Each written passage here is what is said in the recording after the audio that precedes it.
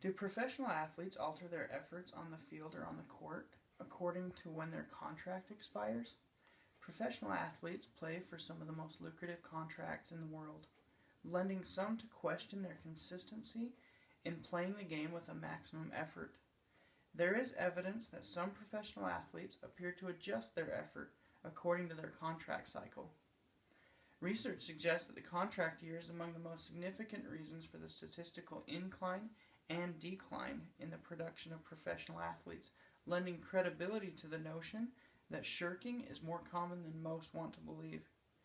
I'd like to present two facts in particular: that an athlete has a statistical decline following the signing of a multi-year, multi-million-dollar contract, as well as an athlete altering their effort during the contract year in order to gain a more lucrative long-term contract.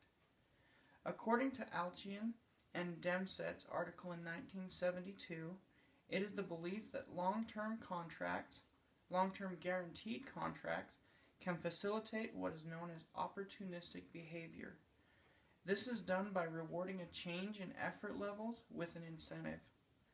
Professional sports, or sports in general, provide numerous statistics that we can use to analyze a player's performance, as stated by Tyler Gaffney in a 2013 study.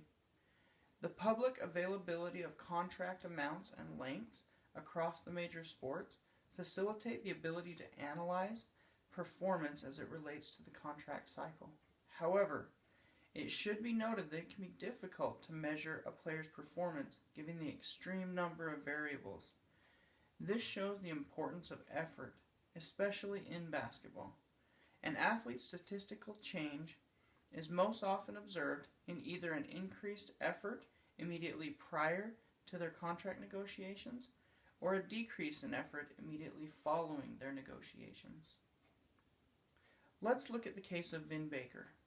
Over the years, many have referred to Vin Baker as an example of a drastic change over the course of the contract cycle with respect to his work ethic off the court.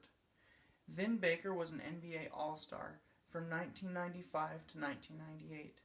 However, in 1999, he signed an $87 million contract, and his points per game production declined rapidly. His average points per game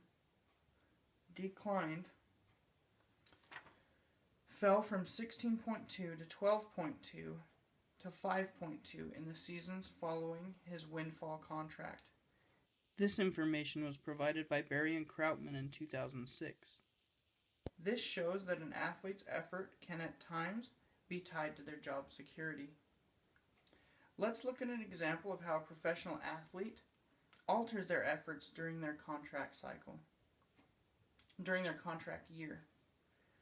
In order to obtain a more lucrative long-term contract, one of the examples most commonly spoke of regarding a player's fall to pre-contract year stats following the signing of a new contract is Eric Dampier. In his contract's final year with the Golden State Warriors, his average rebounding total jumped from 6.6 to 12, and his average points per game went up by 50%. After signing a long-term contract with the Dallas Mavericks the following year, Dampier's averages regressed almost completely to pre-contract year numbers. This information was provided by Tyler Gaffney in a 2013 study. In conclusion, research suggests that the contract year is among the most significant reasons for the statistical incline and decline in the production of professional athletes, which further concludes that professional athletes show a decline in statistical production due to job security after signing a multi-year, multi-million-dollar contract. Furthermore, these professional athletes show an increase in statistical production during a contract year in order to gain a more favorable contract. Gaining an understanding of the contract cycle is important for NBA owners and executives alike. Because of it, performance can be almost systematically altered by the athlete working toward it. There are numerous examples that show a player's performance is likely to increase or decrease in the last year of a player's current contract. This is significant due to the extreme amount of scrutiny it will likely draw. Does a contract year affect rookie and veteran players equally?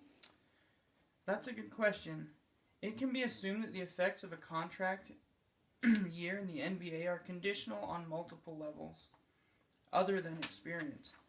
For example, it can be assumed that that even the very worst players in the NBA who are begging for some consistent playing time would likely give their maximum effort at all times, just to gain extra playing time. Because their effort is already at a peak, the mere presence of a contract incentive, or even just being in a contract year, would not increase their effort anymore.